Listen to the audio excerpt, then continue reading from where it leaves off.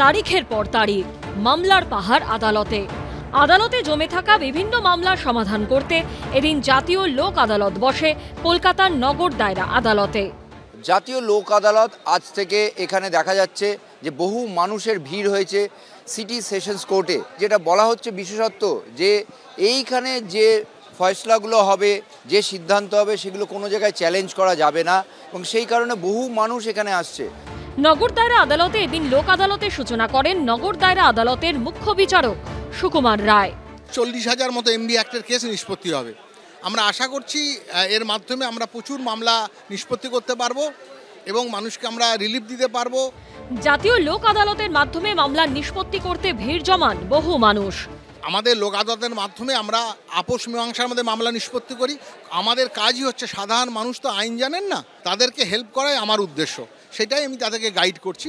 এদিনের শিবিরে সাধারণ মানুষের উপস্থিতি ছিল চোখে পড়ার মতো। ঝিলম করঞ্জাইয়ের রিপোর্ট, এবিপি আনন্দ।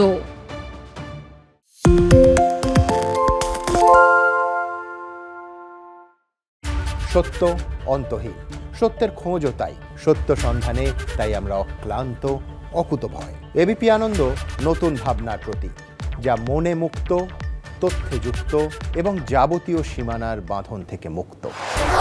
সীমা না শব্দটির মধ্যেই লুকিয়ে আছে মানা শব্দটি, যেন চোখ রাঙানি এক অদৃশ্য বেড়াজাল, যা আটকে রাখে আমাদের এক ছোট্ট গণ্ডির মধ্যে।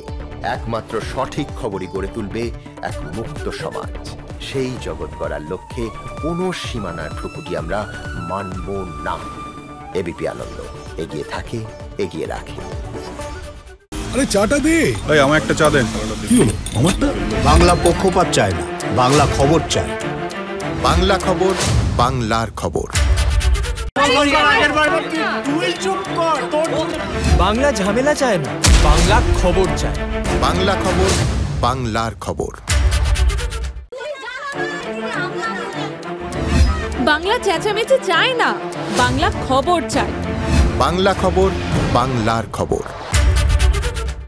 সত্য অন্তহীন, সত্যের খোঁজও তাই, সত্য সন্ধানে তাই আমরা অক্লান্ত, অকুতভয়। এবিপি আনন্দ নতুন ভাবনার প্রতীক, যা মনে মুক্ত, তথ্যে যুক্ত এবং যাবতীয় সীমানার বাঁধন থেকে মুক্ত।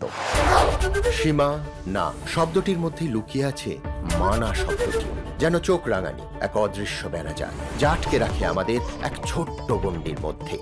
একমাত্র সঠিক খবরই গড়ে তুলবে এক মুক্ত সমাজ। সেই জগৎ গড়ার লক্ষ্যে কোনো সীমানার ঠুকুটি আমরা মানব না। এবিপি আনন্দ এগিয়ে থাকে, এগিয়ে রাখে।